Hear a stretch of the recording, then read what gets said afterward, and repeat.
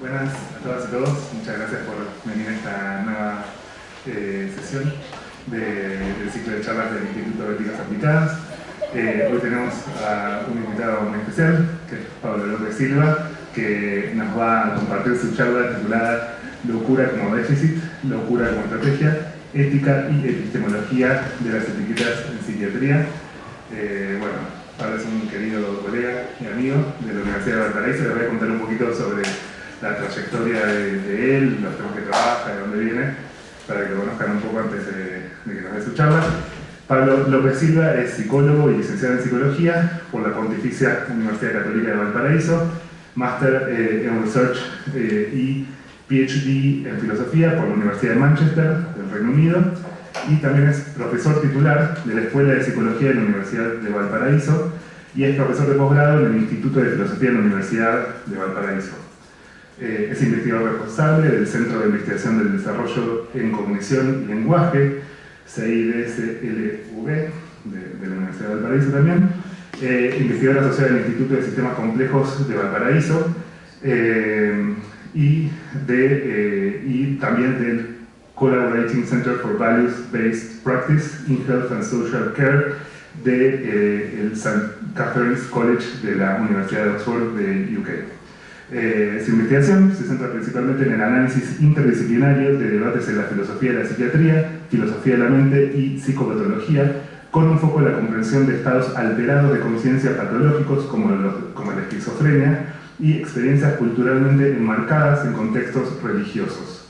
Pablo López Silva ha sido profesor visitante en instituciones como la Universidad de Heidelberg, Institut Jean Nicole y City University of New York, y también en la Universidad de Oxford del Reino Unido.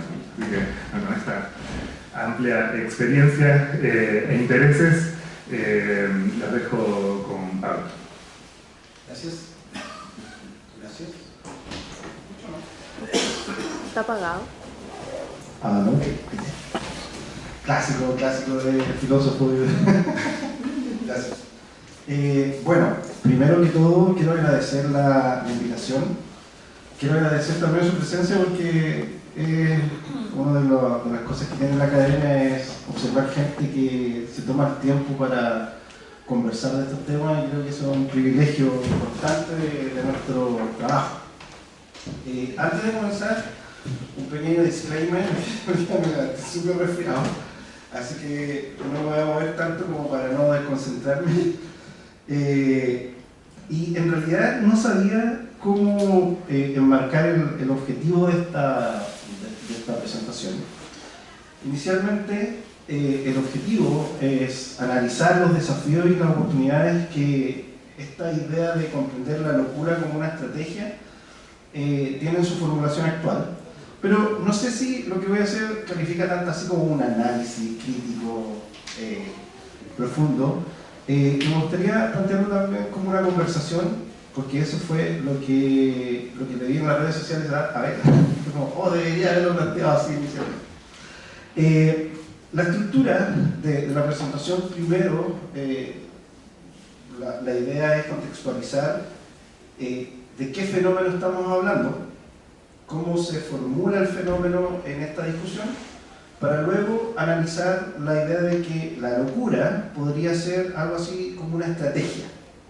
Vamos a analizar qué significa eso en su formulación más dominante, que es la de Justin Garson. Y después me gustaría analizar algunas dificultades que creo que la formulación actual tiene. Porque yo me imagino que, no sé, los que tienen experiencia clínica, por ejemplo, cuando dicen esto, para luego ver en las conclusiones algunas potenciales alternativas. Entonces, mi idea no es descartar el modelo, sino que tratar de respetar algunas intuiciones que creo que sistematiza y que, como el principal autor que la defiende, se observan a lo largo de la historia de lo que denominamos locura. Entonces, comencemos por la locura. ¿Ya? La locura es una especie de lugar común para preguntarse sobre cuestiones bastante profundas, o tal vez los fundamentos de lo que significa ser humano. La locura siempre a lo largo de la historia, en la antropología, en las artes, siempre nos ha confrontado con la discusión sobre qué somos, qué es lo real, cuestiones que están muy de la mano de la filosofía. Es más, no por razones tan rebuscadas, hay bastantes filósofos que han comparado la experiencia del brote psicótico con la experiencia religiosa y la experiencia de un filósofo que se abre al mirar del mundo y se llena de preguntas. Entonces, es curioso cómo la locura genera todos estos lugares en los cuales podemos conversar. Sin embargo, creo, y esto lo digo responsablemente, antes no lo decía tanto, pero ahora que soy titular en Valparaíso, lo digo más. Creo que la locura en ciertos momentos se ha transformado en un fetiche también. Se han dicho muchas cosas de la locura, se romantiza mucho la experiencia del loco sin necesariamente entender el concepto mismo de locura y tampoco entendiendo la experiencia del loco al cual estamos refiriendo.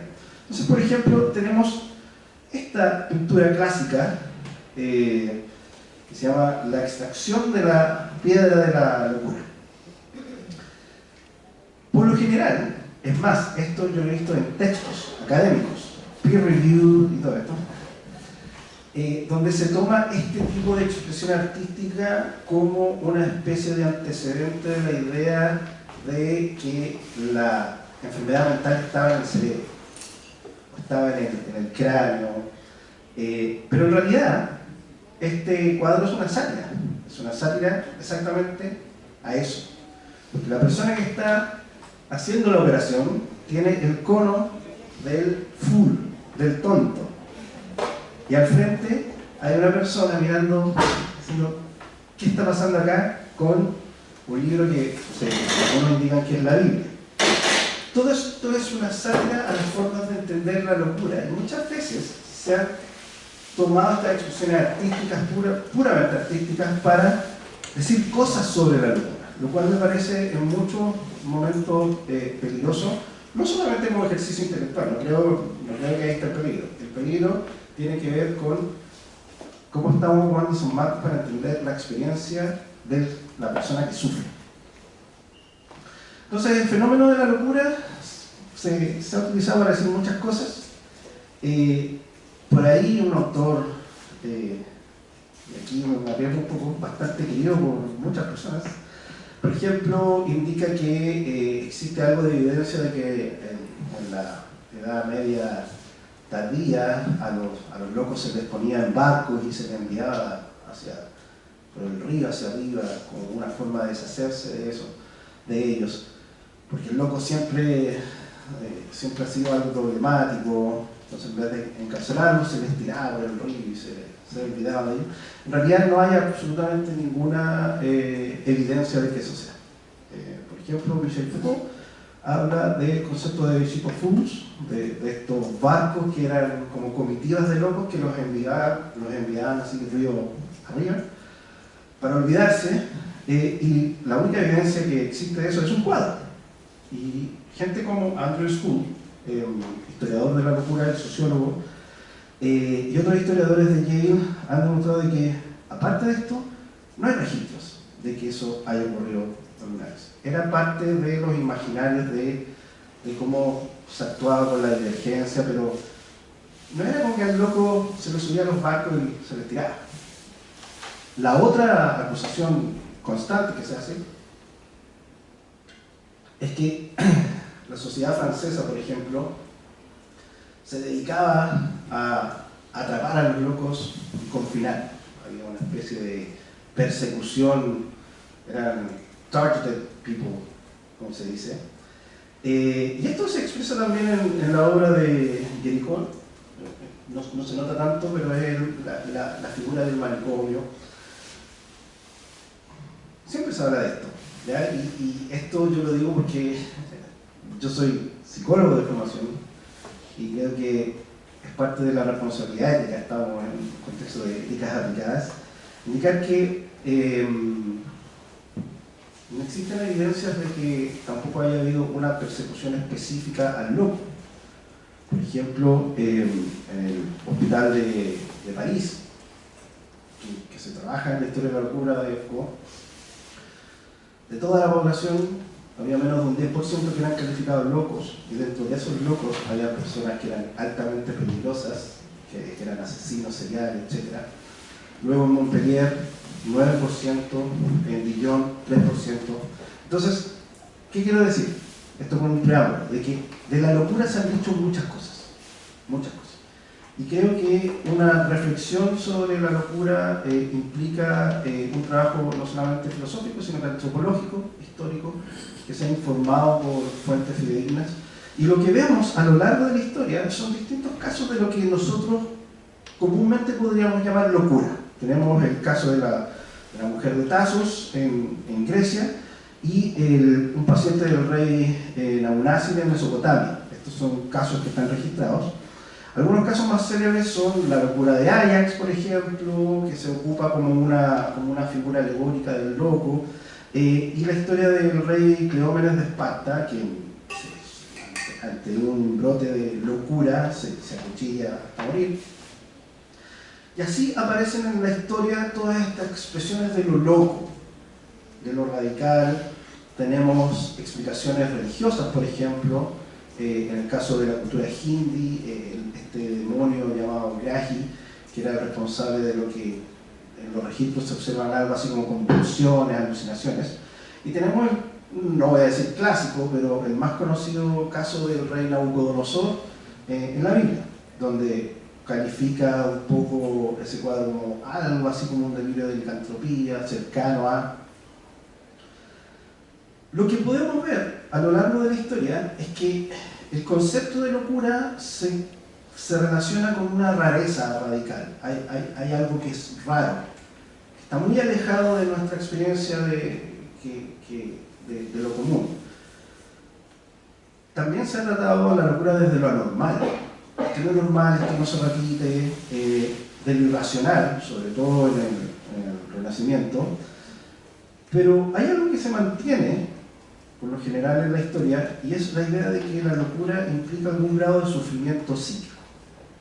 Y creo que ese dato es importante. La locura no se disfruta.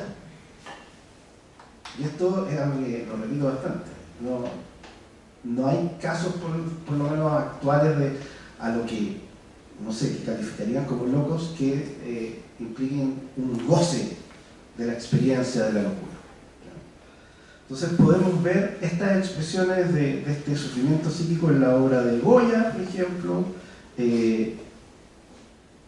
pero a lo largo de la historia de la psiquiatría, o en realidad de la antropología de la enfermedad mental, uno observa eso.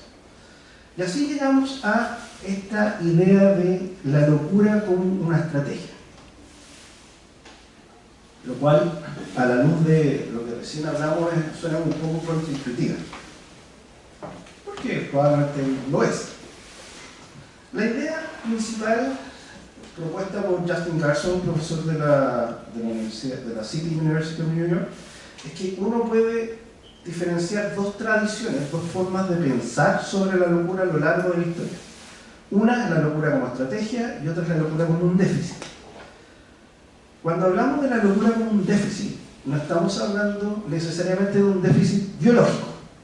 ¿Ya? Esto es súper importante. ¿Por qué? Porque la locura, como un déficit, solamente refiere a el déficit en el funcionamiento de procesos o entidades que tienen un propósito original específico. Y esos procesos o entidades pueden ser naturales o sobrenaturales. ¿Ya? No estamos comprometiéndonos con un naturalismo necesariamente. Entonces, por ejemplo, tenemos el modelo biomédico mecanístico clásico de Galeno, de Hipócrates, que tiene que ver con, como por ejemplo, los humores del cuerpo estaban a cargo de la relación entre alma o mente y cuerpo, y cómo esa desestabilización de los humores generaba síntomas como los que podríamos denominar locura. Ahora, lo interesante en Hipócrates es que por lo general se dice, Hipócrates es naturalista, pero Hipócrates, y tengo que decir abiertamente, yo no soy un experto en Antigua, pero estos textos son muy interesantes porque Hipócrates, si bien aceptaba de que había un problema moral, muchas veces las recomendaciones médicas no eran naturalistas, sino que eran sobrenaturales. Por ejemplo, rituales de oración, etc. Entonces, ahí hay una doble naturaleza interesante. Tenemos otra expresión de este mecanismo en el modelo de los nervios, de 1800 y adelante, esta idea de que la enfermedad mental surge del déficit, del desajuste de los nervios que salen del cerebro y que están a cargo de los movimientos, etc.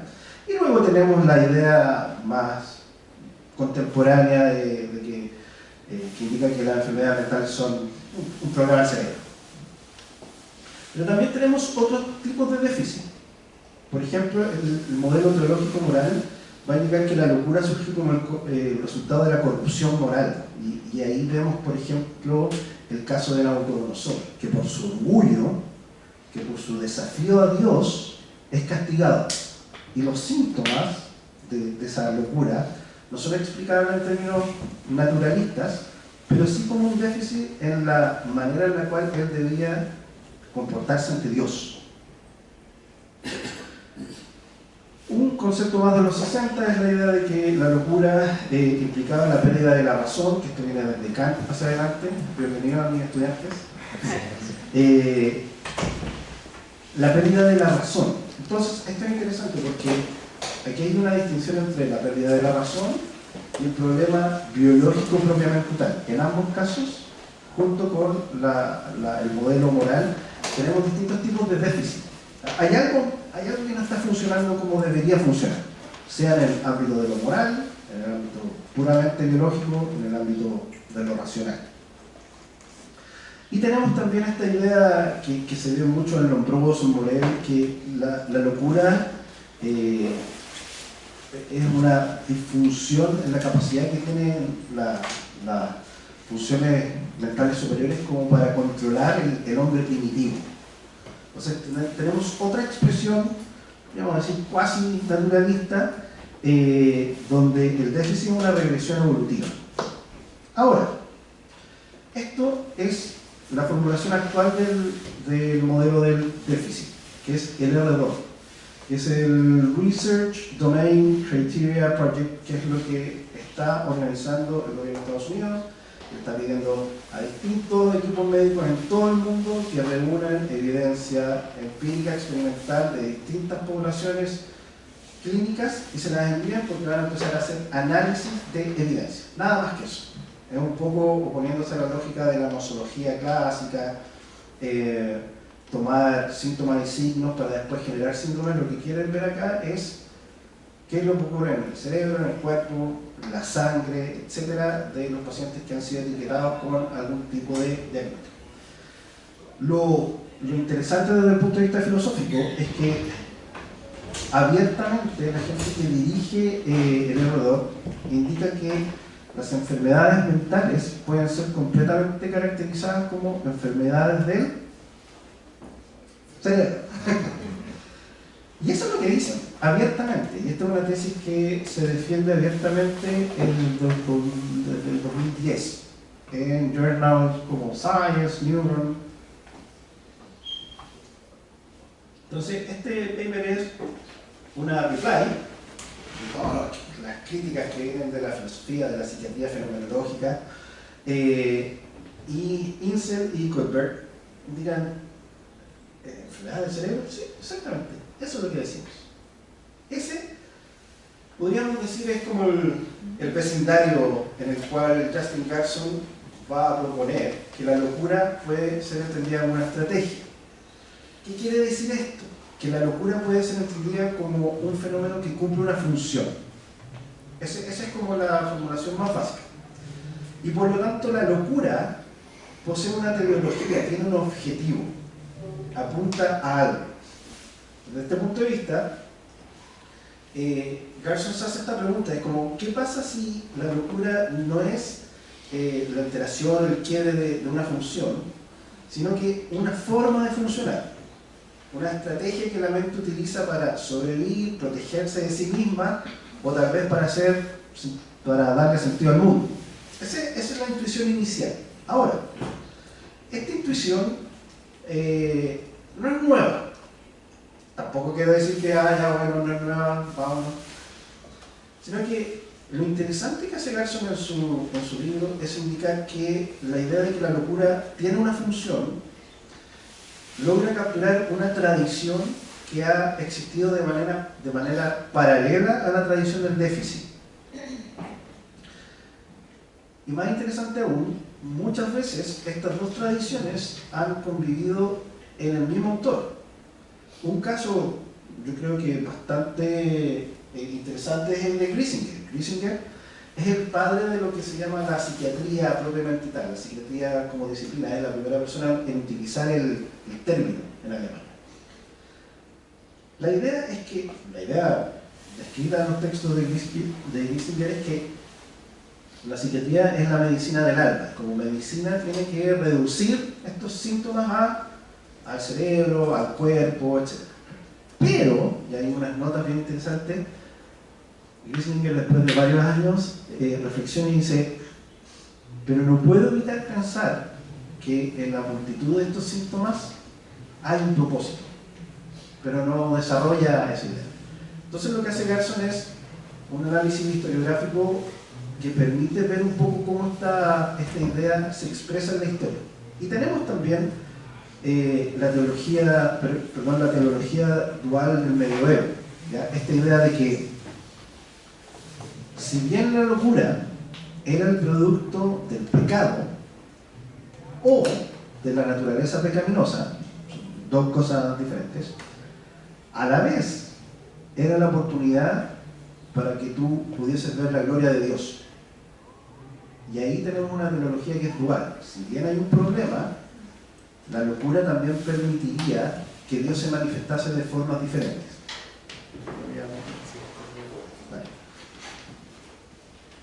Esa dualidad teleológica, por ejemplo, se puede ver en algunos textos del medioevo, pero también se puede ver en el texto de Barton que se llama La anatomía de la melancolía, un libro bien bonito,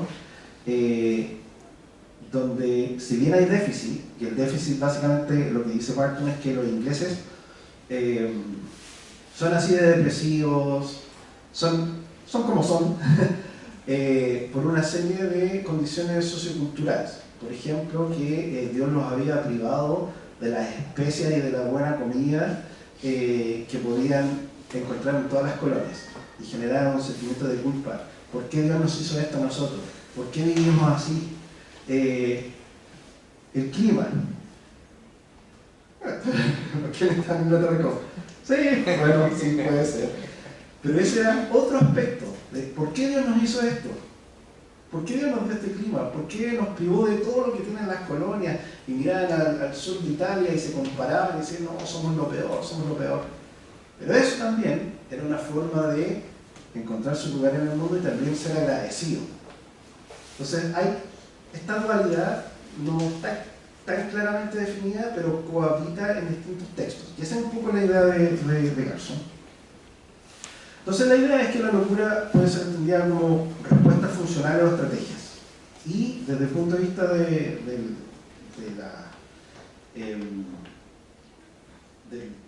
telefuncionalismo, lo que quiere hacer Garson es reinterpretar la locura como parte de la ecología de la mente. No como un quiebre, sino que es algo que es propio de las mentes humanas. Entonces, las expresiones de lo loco permiten preservar cierto grado de coherencia, continuidad o sentido subjetivo cuando las condiciones vitales han hecho inhabitables las formas previas de vida. Esto va a ser interesante, pero antes de pasar a tal vez algunas dificultades en el modelo, me gustaría indicar bien que la distinción que propone Garson es ortogonal a la ya conocida distinción entre causas sobrenaturales y causas naturales. ¿Por qué? Porque podemos tener locura por causas sobrenaturales, pero que también implican disfunción, como en el modelo teleológico. Tenemos teleológico dual, tenemos causas sobrenaturales, tenemos causas sobrenaturales y función. Tenemos causas naturales y difunción, que es como el R2, el modelo dominante. Y lo que trata de defender Garson es la existencia de la locura por causas naturales y por lo tanto con función. O sea,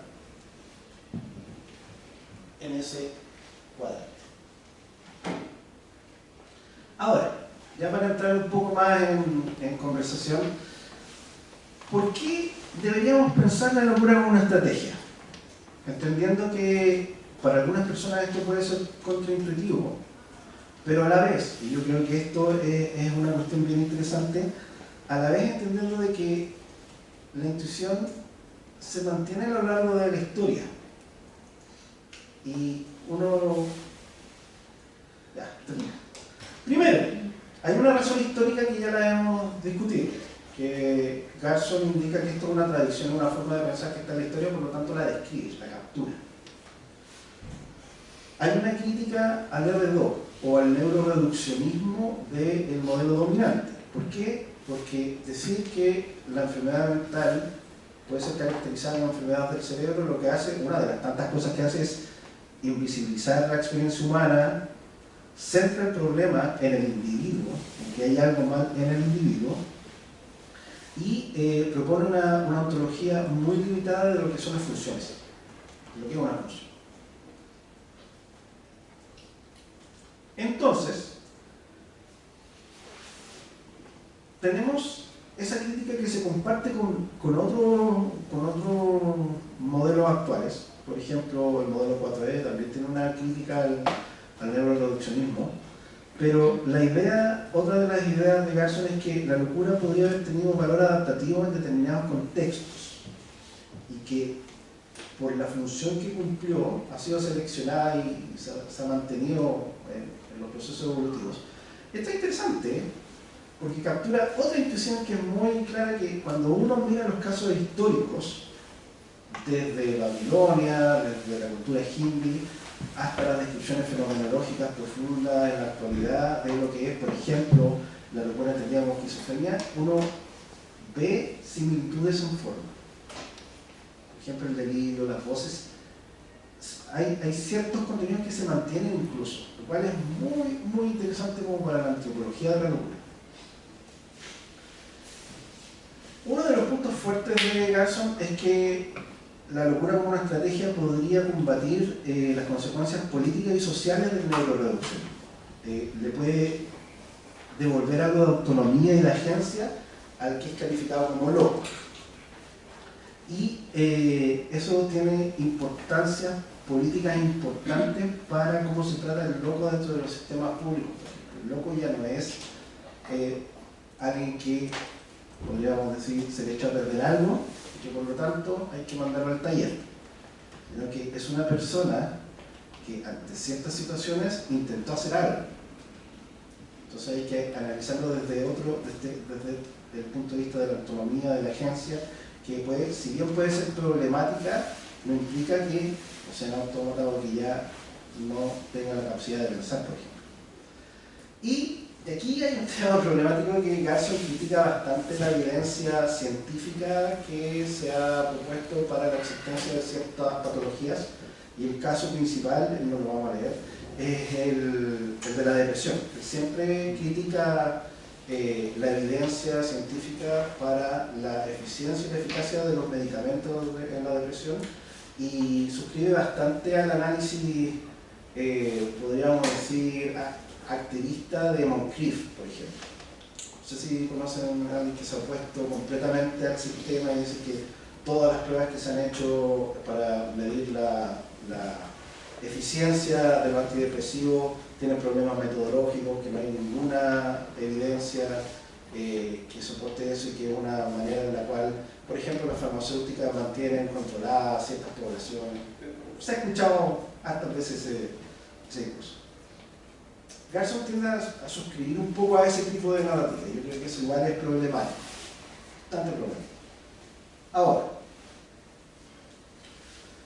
¿cuál creo yo son algunas dificultades del modelo? Primero, Y voy a ir, pues son cosas bien específicas. Primero, y esto era lo que conversábamos con Jorge, es el uso ambiguo del concepto de locura. Gerson utiliza el concepto de locura para referir a fenómenos tan diversos como esquizofrenia, depresión, trastorno bipolar, trastorno del espectro autista, déficit atencional. En algún momento habla de la dislexia.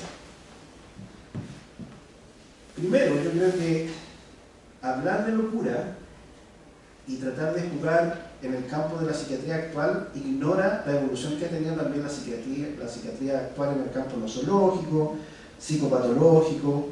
Entonces, las preguntas que surgen acá es: ¿qué fenómenos componen el término locura para el autor? ¿Por qué? Porque si el mismo término va a estar capturando cosas como la esquizofrenia y como el déficit atencional, es como, sorry, pero no son lo mismo.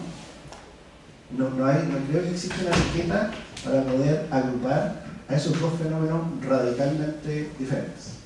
Luego, la otra pregunta es: ¿la idea de teleología aplica a todos estos fenómenos o a algunos?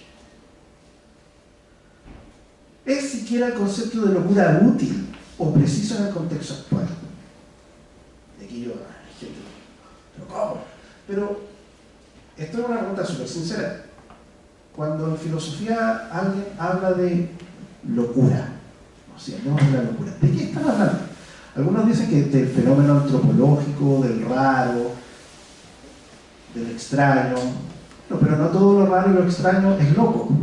Entonces, ¿cuáles son los parámetros, las condiciones que tenemos para utilizar el concepto sin caer en injusticia epistémica y problemas éticos graves?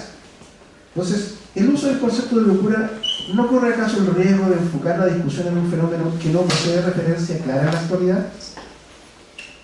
Porque unos son los términos que utiliza la psicopatología clínica y otras cosas son las expresiones también del sentido común. Yo tengo colegas que discutimos casos y me dicen: no, este está loco. Y ahí, ya, ¿qué tipo de locura?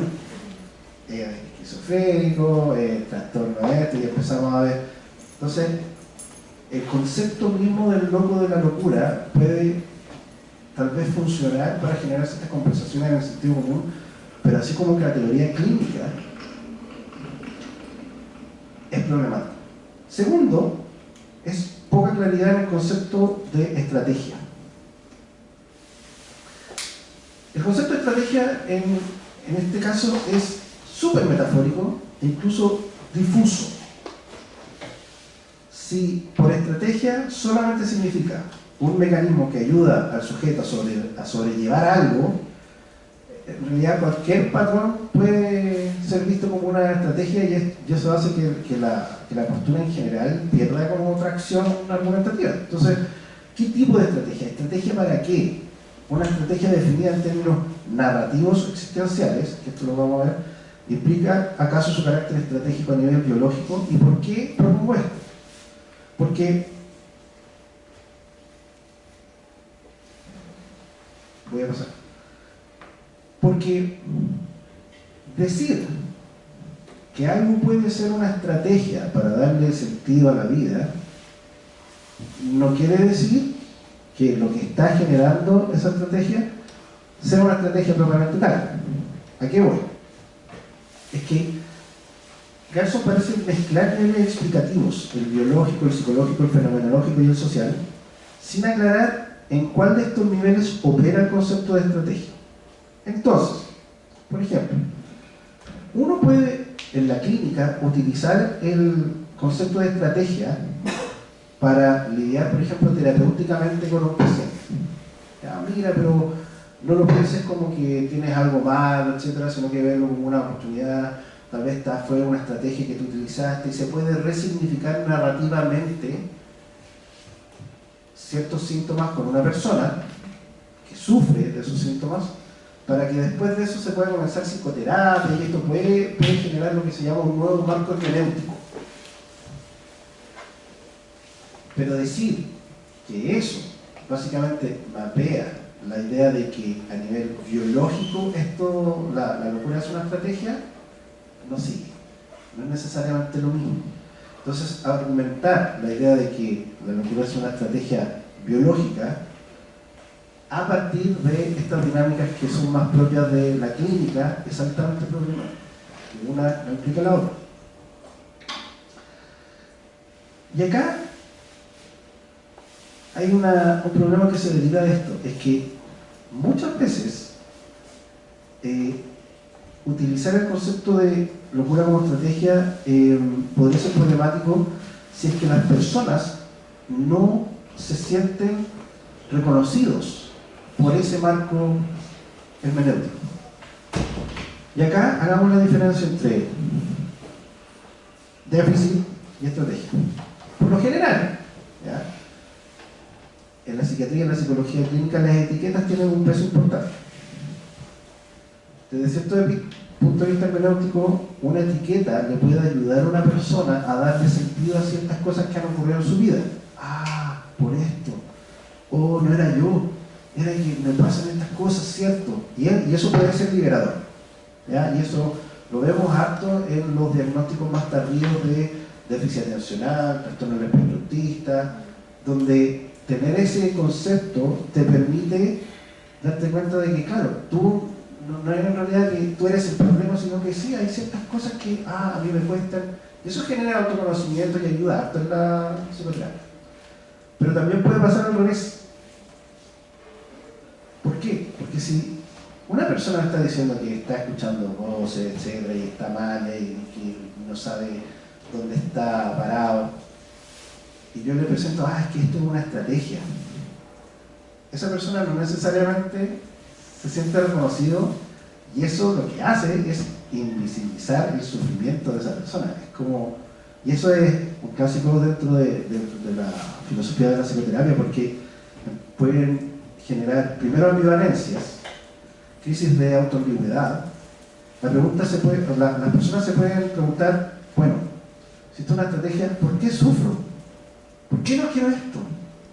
Porque aquí el doctor me está diciendo que es una estrategia, entonces ¿debería yo sentirme así? Pero ¿no debería sufrir? Esas crisis de autoambigüedad también pueden ser producidas por este tipo de dinámica. Entonces, la recomendación acá sería, una vez avanzado el acompañamiento clínico, ver cómo esto se podría utilizar como herramienta hermenéutica, pero no presentarlo así como, entonces que esto es una estrategia. ¿No te has dado cuenta aún? Es como una estrategia. Eso es, yo creo que la mayoría es familiar con ese tipo de problema ético en el diagnóstico psiquiátrico. Finalmente,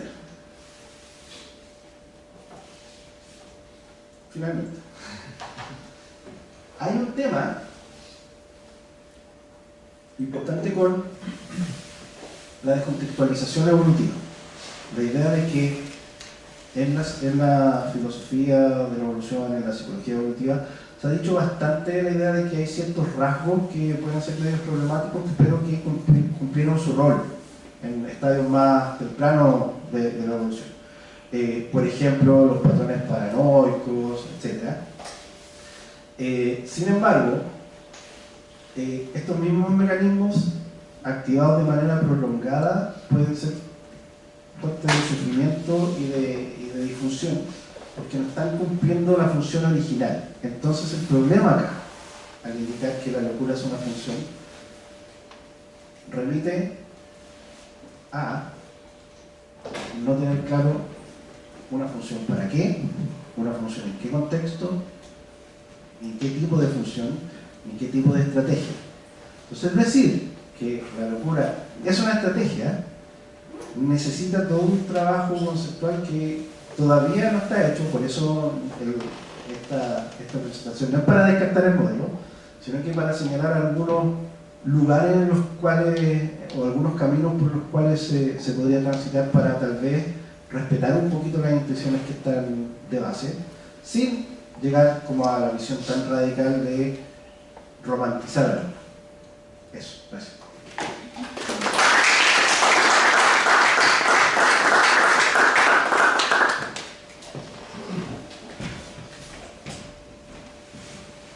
Bueno, muchas gracias, Pablo. Ahora tenemos un ratito para una sesión de preguntas y respuestas. Gracias, Abel. Gracias, Pablo. Muy interesante la discusión epistemológica que hay de fondo que tú has presentado. En esa línea, te quería preguntar, no tanto, no sé si tu postura, si quieres hablar de lo tuyo, pero también la postura que tú presentaste de este autor, uno, el de la Charret. Sobre todo por el concepto de evolución, que esto es algo bastante común en la literatura. Se utiliza evolución indistintamente, se está hablando de evolución biológica o evolución cultural, lo cual hace, en fondo, entrever que el gran problema de fondo es la relación naturaleza-cultura, etc. Entonces, desde ese punto de vista, hay autores que tracen esas distinciones que me parece que son indispensables para poder hablar con sentido de una estrategia adaptativa, porque adaptación nuevamente remite a evolución, o selección natural de los más adaptados, etc. Entonces, ¿cómo está ahí el debate en esa precisión terminológica? Sobre todo si tú, autores como estos, van a introducir una categoría que ya de por sí ampliamente discutida, como el tema de la teleología, porque sí, apareció varias veces. Una categoría que uno no la puede pasar así nomás, como si todo el mundo tuviera agua. Entonces, en esas, como vamos a decir, Sila Caliplis, que amenazan la precisión que yo creo que más se requiere cuando abordamos un debate de una categoría que, como tú comentaste, es tan amplia y tan difícil de definir. Si no mapeamos bien primero para saber por dónde vamos a ir, es difícil. Entonces, ¿dónde estamos ahí en ese debate con respecto a esta comprensión? Podríamos llamar la locura, o podríamos decir, bueno, lo fundamental, pero bueno. Gracias por tu pregunta. A Garson se le ha acusado este año de reproducir algo así como un sesgo adaptacionista. ¿Por qué? Porque la idea, por ejemplo, gente como Dominic Murphy, indican que no todo lo que es funcional termina siendo seleccionado desde el punto de vista de la evolución. Entonces, pensar que porque hay un rasgo que es observable, que se mantiene, que por esa razón fue seleccionado, implica una serie de argumentaciones que todavía no están hechas. Lo que Garson y muchos autores dentro de esta línea indican es que uno en realidad no puede separar la adaptación, la evolución biológica de la cultura, en el caso de los humanos, que son parte del mismo sistema de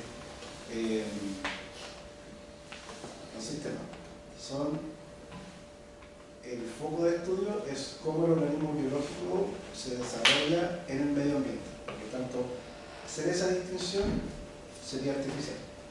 Lo que Garson dice es que patrones específicos, como por ejemplo los paranoides, patrones relacionados con el espectro autista, en ciertas ocasiones, ante ciertas presiones ambientales, podrían o han cumplido un rol, y que por eso se mantiene. En general, esta no es la postura como más aceptada dentro de la ciencia médica más tradicionales, pero sí, por ejemplo, el movimiento de la neurodiversidad ha hecho que esas distinciones tan explícitas entre el funcionamiento biológico y el funcionamiento cultural se difuminan un poco. ¿Por qué? Porque la idea es que los organismos que tienen ciertos rasgos y los mantienen, lo hacen siempre en un nicho que es cultural. Entonces la evolución, si bien ocurre en organismos biológicos, también tiene un componente normativo, y el componente normativo surge exactamente por la manera en la cual los organismos biológicos interactúan. Entonces ahí uno también ve harto como de estas ideas más bien activistas o naturalismos no reduccionistas, pero no tuve tiempo pero lo que yo creo que una de las maneras en las cuales este tipo de ideas se puede moderar, porque eso es lo que me ocurre a mí, es como radical.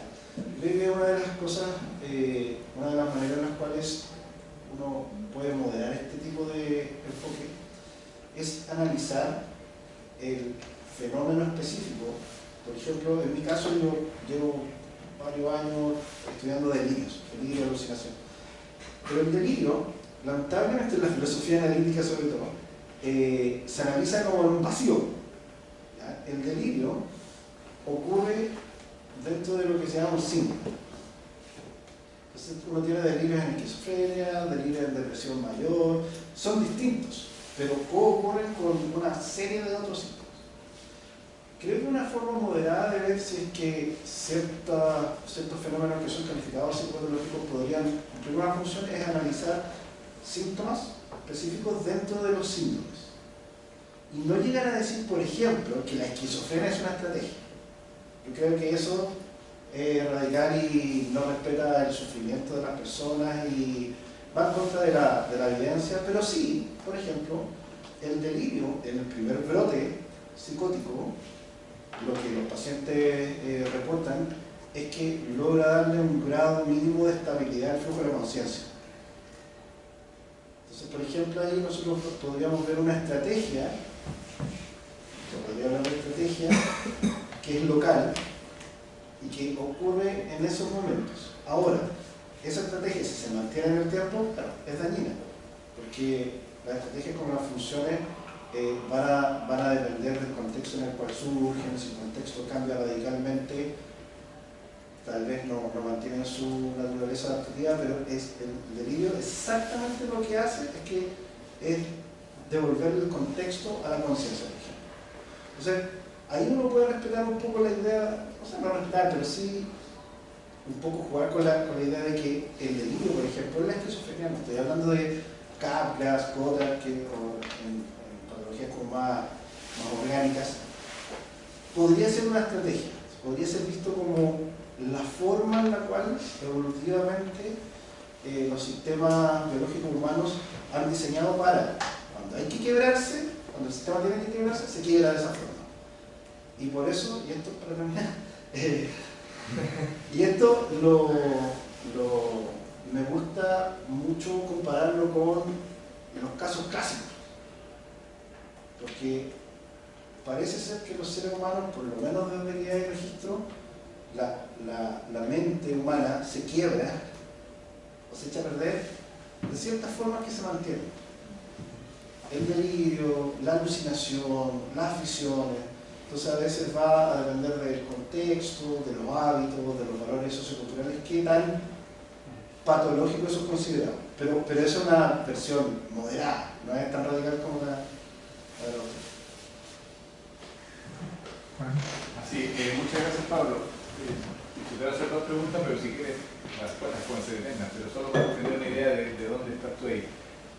Si pudieras, ¿cuál es tu postura respecto a la relación mente-cerebro? Porque mostraste el paper de Science, que dio la sensación de que no te compras el asunto de que la mente es igual al cerebro, digamos. Pero después citaste al autor de los fármacos, que no creía mucho en la evidencia que los fármacos sí mejoraban, entonces ahí se me confundió, porque si pudieras decir tu postura. Y la segunda, quizás una mirada muy biológica, si entendí bien lo de la evolución y pudieras profundizarlo. Me quedó la sensación de que tú estabas hablando de que estos serían rasgos vestigiales, una cosa así, digamos, o sea, como el apéndice, que alguna vez sirvieron pero después ahora ya no sirven, no sé. La manera que se fraseó me pareció, pero generalmente los rasgos los hereda toda la especie. O sea, se selecciona una especie y toda la especie, no sé, todos los pingüinos tienen alas que no sirven, o todos no tienen una especie. En cambio, la locura, al menos a donde yo entiendo, no la tenemos todos. O no se la diagnosticamos todos, o hay toda una categoría. Entonces, si pudiera profundizar y quizás un ejemplo que han dado los autores de para qué podría servir la locura en un proceso de adaptación y de sobrevivencia. Te agradezco mucho esa pregunta porque creo que diste en el clavo en uno de los problemas terminológicos de cómo se ha formulado el debate. Porque cuando se habla de locura, y esto lo dije, no se sabe bien a qué se están refiriendo, porque en el libro de Garzón, incluso en este que es mejor, de Andrew School, que se llama Madness in Civilization, cuando se habla de la locura, se habla, por ejemplo, de los ataques de rabia, de la depresión, de todas estas expresiones radicales de las pasiones, por ejemplo. teniendo eso en cuenta, todos podríamos llegar a volvernos locos. ¿Ya? Pero eso para mí es deshonesto, porque cuando se habla en la arena más contemporánea, por lo general se dan ejemplos de esquizofrénicos, etc. Y el gen, por lo menos la carga genética de la esquizofrenia es bastante fuerte. ¿Ya? Eso está comprobado. Tampoco es cierto de que, bueno, todos nos podemos volver esquizofrénicos. Ese lenguaje, ese vocabulario, esas categorías no nos apean las categorías que se utilizan a veces en el debate. Claro, desde este punto de vista de lo radical, todos podríamos volvernos locos por rabia, por tristeza, nos podemos enojar, podríamos, no sé, volvernos adictos a algo, alcohólicos, obsesivos por el trabajo. Claro, desde ese punto de vista, bueno, sí. Pero desde el punto de vista de las etiquetas de la psiquiatría, no es tan así. Entonces yo creo que esa distinción es súper clara, porque eso lo que hace es presionar a los autores y decirles, bueno, ¿a qué fenómeno te estás refiriendo como estratégico? Porque en el caso de la esquizofrenia, ¿qué es lo estratégico de volverse loco? En ese sentido, esquizofrénico. Y por eso creo que una visión más moderada de estas cosas que trata de hacer el sistema cognitivo o la mente, etcétera, para poder lidiar con la totalidad de la vulnerabilidad que expone la esquizofrenia, es diferente a decir que la esquizofrenia es una estrategia. Igual, decirle eso a un paciente es terrible. Y eso nos lleva un poco a la idea de tu primera pregunta. Yo tengo problemas con las etiquetas y de decir, no, yo soy fisicalista, no sé. Hay gente que le encanta ese tipo de... Yo creo que yo soy protestante. Yo no puedo, primero, no compro la idea de que las enfermedades mentales son enfermedades del cerebro. En ese sentido no soy reduccionista, fisicalista, materialista, así de hacer uno. De alguna forma creo que lo mental es un fenómeno biológico, pero no lo biológico así como cerebro, sino que lo biológico para mí es mucho más complejo. Lo biológico es normativo, lo biológico es cultural, entonces, pero sí hay una relación indisoluble entre la mente, el cuerpo y el cuerpo. Pero la totalidad de los fenómenos mentales no creo que puedan ser reducidos a las descripciones de lo físico. Y ahí también entra, creo yo, la dimensión de lo espiritual. Por lo general, en este tipo de... Cuando las discusiones se ponen más biológicas, como que lo espiritual es un subproducto. Eso, por ejemplo, no creo que sea así. Yo hablaba con Abel. Creo que las experiencias que son categorizadas, yo me enfoco más en la psicosis esquizofrénica. Pero, por ejemplo, las experiencias típicas del pródromo de la esquizofrenia, las experiencias religiosas radicales, los trances en contexto religioso, mantienen ciertas cosas parecidas que hablan de que, por ejemplo, podrían haber mecanismos que están actuando de cierta forma, pero los contextos son sumamente diferentes, los hábitos son diferentes, los valores son diferentes. Entonces, me opongo a esa idea de que la mente se reduce a lo mental, pero también me opongo a esta idea como descontextualizada de lo biológico. Muchas gracias. Nos queda tiempo para una sola pregunta, perdón, para los demás que se hayan anotado en la lista. Sí, Raz. Gracias. Yo quería hacer una pregunta de, bueno, temas que están, mi tema, que tiene que ver con el tema de la criminología y del derecho penal, que también es una cosa que estudió Foucault y logró también asociar el tema de la locura, el origen, casi como el tronco del que salen ambas de estas consideraciones. Y yo quiero preguntar sobre esta locura como estrategia. el impacto que este marco puede tener también en otras disciplinas, porque yo estando en la disciplina del derecho no soy tan partidaria de que los marcos se utilicen solo para la persona de la manera que la acomode. Al derecho no le importa tanto si es que la persona esquizofrénica se siente cómodo o no pensando en su enfermedad como una estrategia, sino que importa lo que hizo y si aquello puede por un lado darle determinado tiempo en prisión o con algún tipo de castigo, o si ello por otro lado es capaz de sacarlo completamente del sistema penal por inimputabilidad. Entonces, la pregunta que quiero hacer yo como de manera mucho más específica es ¿cómo se relaciona esto y si esta estrategia puede servir o puede alimentar tal vez una criminología más crítica, como los estudios de criminología crítica que hablan de que el crimen no tiene tanto que ver así como con una maldad de por sí, sino que con muchos elementos sociales entre los que se incluye la salud mental? O si esto es más bien como una estrategia reservada tal vez meramente hacia el ámbito psicológico y que, bueno, son cosas que deberíamos quedar separadas y seguir haciendo las cosas como estamos actualmente. Sacaste aplausos. Bueno, oye, gracias por tu pregunta. Exactamente el tipo de debates que me interesan. Yo, por lo general, claro, hablo de esquizofrenia, etcétera, porque yo soy psicólogo clínico. Es como que pienso desde ahí. Yo no creo que la idea de la estrategia sea exclusiva de esto. ¿Verdad? Pero habiendo dicho eso, uno tiene que tener cuidado como con la carga ética, filosófica, ontológica que implica hablar de estrategia. ¿Por qué? Porque por lo menos en esta formulación Garson habla de que sea una estrategia consciente. Aquí no hay decisión. Nadie decide, ya, en cierto momento estoy tan mal, prefiero enfermarme.